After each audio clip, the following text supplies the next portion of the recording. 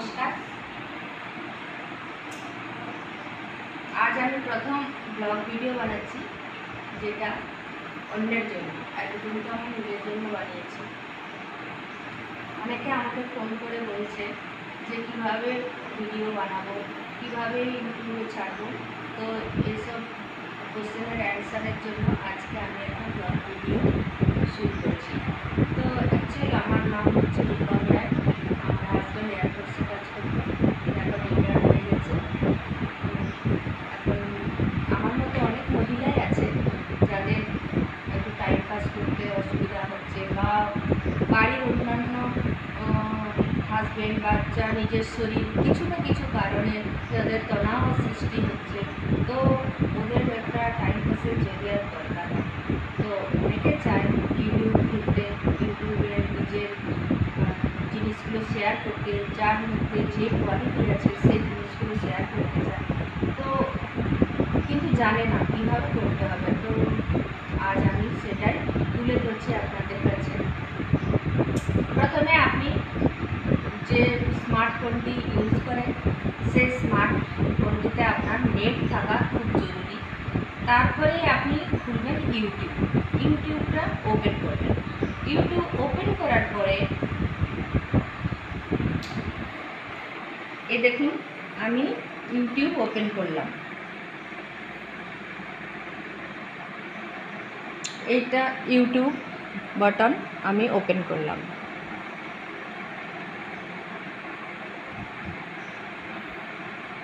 Open হয়ে গেল। এবার দেখুন নিচে একটা প্লাস সাইন রয়েছে, এই প্লাস সাইনটাতে আপনি ক্লিক করবেন।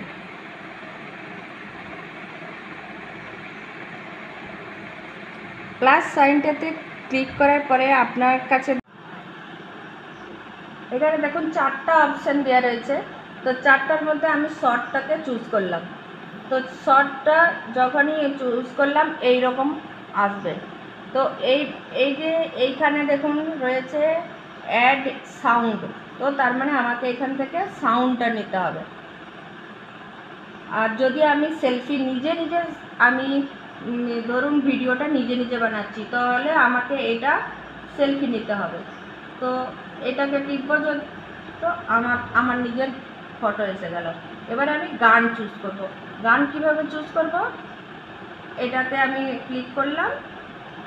আমার কাছে গানের অনেক অপশান আসবে। এবার আমি যে কোনো গান একটা চুজ করব। যেমন এখানে দেখুন এসছে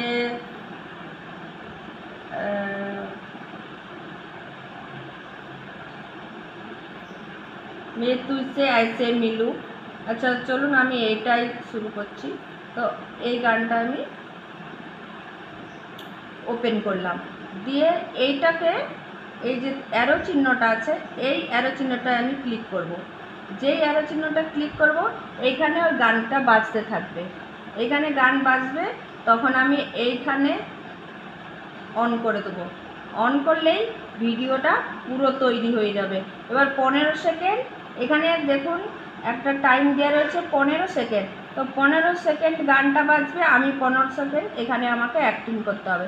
তো 15 সেকেন্ড হয়ে গেলেই তখন অটোমেটিক স্টপ হয়ে যাবে, তখন আমি এটা বন্ধ করে দেবো।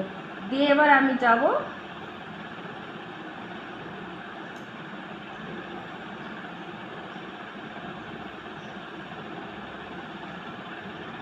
তারপরে আমাকে সেভ করতে হবে। সেভ করার পরে তারপরে আসবে, স্টপ করো, একবার স্টপ করো। এবার নেক্সট অপশানে যে এখানে রয়েছে, নেক্সট অপশানে আমি যাব।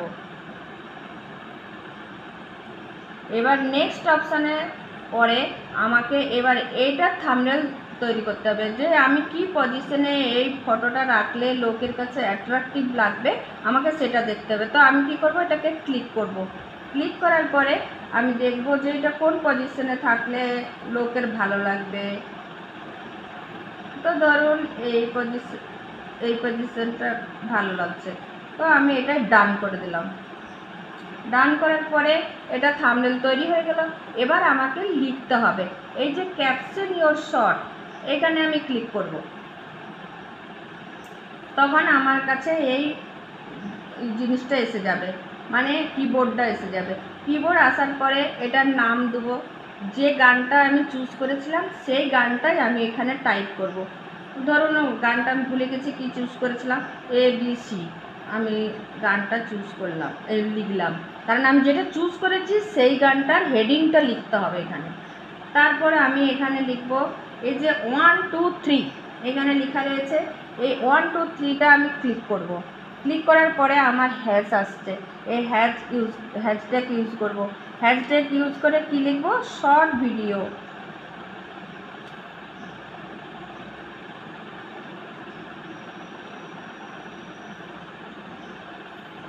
শর্ট ভিডিও আমি এটা লেখার পরে আবার এটাকে আমি হ্যাশট্যাগ দিয়ে শর্টস,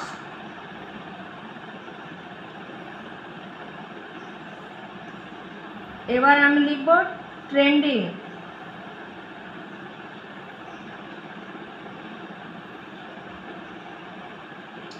ট্রেন্ডিংয়ের পরে আবার আমি হ্যাশট্যাগ শুরু দেবো, তারপর লিখব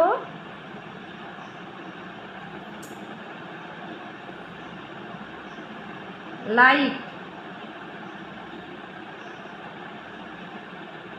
আবার হ্যাশট্যাগ দিলাম সাবস্ক্রাইব।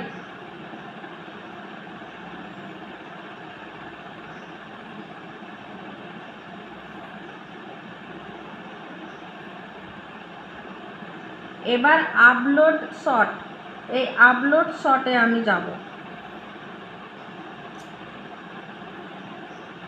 এবার শর্ট যখন আপলোড হয়ে যাবে তখন আমাকে এখানে অপশান আসবে, এখন একটু টাইম লাগবে এটা ইয়ে হতে, আপলোড হতে।